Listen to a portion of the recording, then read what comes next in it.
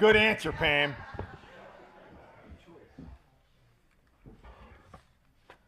Yeah, I won't need this. Let me know when you guys are ready.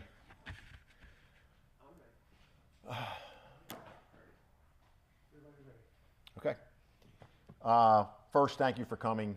And secondly, I wish you weren't here.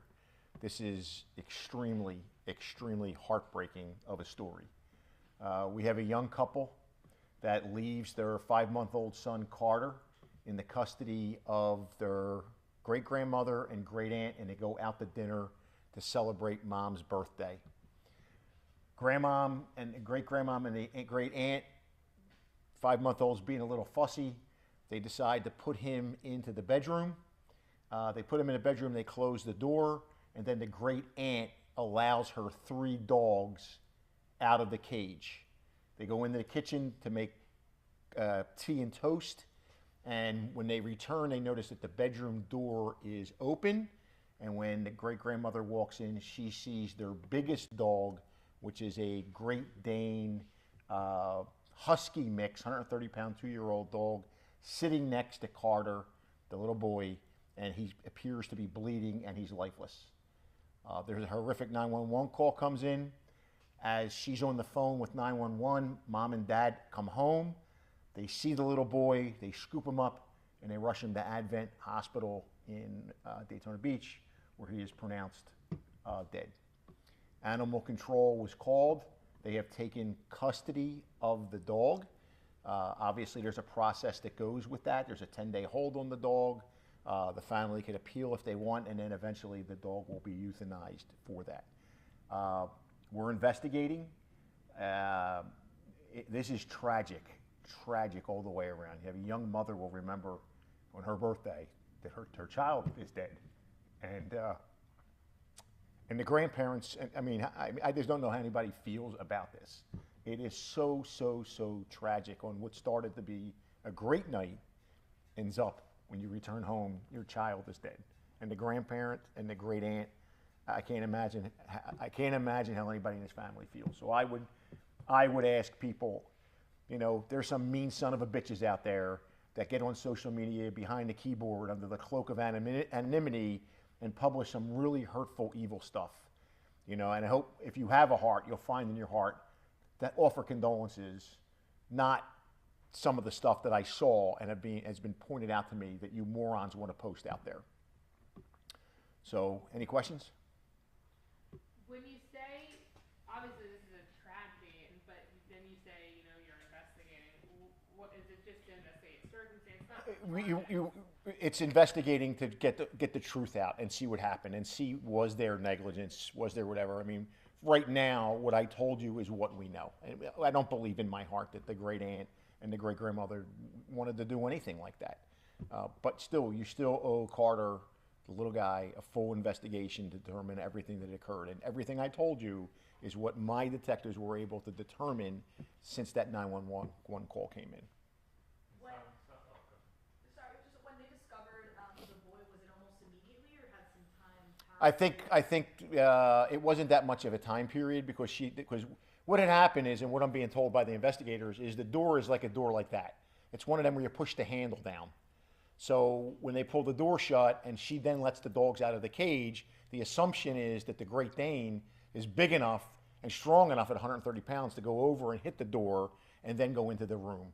And I'm speculating on this. A 5-month-old is how big compared to a 130-pound puppy that could just simply think it's a toy or whatever, and then grabs it and bites it and shakes it and obviously it kills the baby.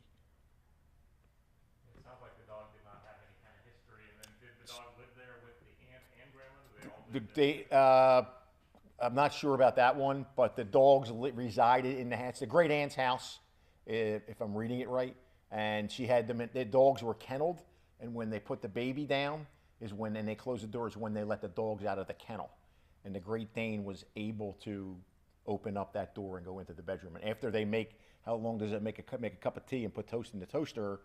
They saw the door opened and they went into the bedroom. That's what the 911 call says. The 911 call says that the dog hurt the baby. You were telling Jason earlier the dog was pretty young. 2 years old. It's a 2-year-old Great Dane Husky, weighs 130 pounds. Any message to people that have big breed dogs and I don't know. I don't know what message you can give on that. I mean, I don't know. It's it's for some reason that only God knows the answer to, as to why this happened. Since this was contained in the house, the law that passed recently, This has nothing to do. This is completely different than Michael. What happened to Michael, who was out on his bike and was attacked. This is you're in your home. You're kenneling your dogs. You're a great grandmother and a great aunt. You're watching the baby while your niece and your granddaughter goes out to celebrate her 21st birthday. And that's what they come home to. They walk through the door as the great grandmother's on the phone with 911.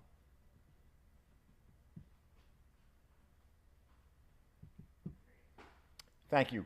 And I had a question about the town of Pearson. Yep. Talk to me, what's the latest on that? The latest is they're defunding the police. There's no other way to look at this. We had a signed contract for 3 years that we negotiated. In January, my staff went up to explain to the newly elected officials, this is the contract. For 4 years, we were able to hold down your cost. It's impossible to do that anymore. There wasn't a question. And then I get a phone call in March from somebody at a town hall meeting saying, hey, they just canceled your contract. I'm like, what are you talking about? So I texted the mayor, hey, you're a class act. No phone call, hey, Sheriff, can we talk? Can we go to lunch? Can we discuss this? Nothing. And what's even more interesting is in May, they held a workshop, okay? And my staff went up to that workshop, and they recorded that workshop. But they didn't post it online. They've posted everything else is online.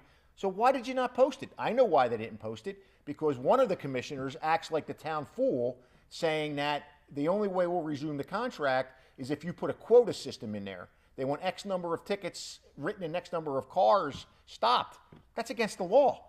So that's what you're dealing with. I feel bad that the folks in that community are outstanding people, the folks in Pearson, outstanding.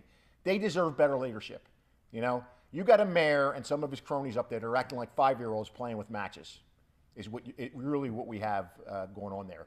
We're going to respond to 911 calls up there. We're going to do the best thing we can do. There will not be, what this comes down to, there will not be a dedicated resource in the city of Pearson as there has been for the past 34 years. So I personally, and this is me talking, I think that the residents should get together and look at their government. Does a town of 800 people need 7 commissioners or whatever the number is, an attorney, a town manager?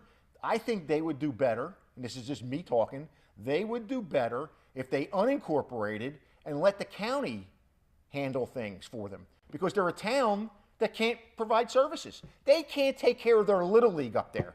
I had to go in and make sure the Little League had resources to play in the town of Pearson last year. Sorry for the thing, but after a while it gets old. When they refuse to, talk to the sheriff or tell them what's going on. But again, there's a reason for that secrecy. I would ask in the media, I would implore you, ask them where the missing recording is.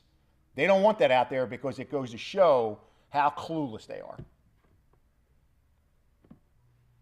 That was a change of events. Thank you guys for coming out. You got to go from sad to angry real quick. I know. I'll be mental health. I'll be done for mental health after this.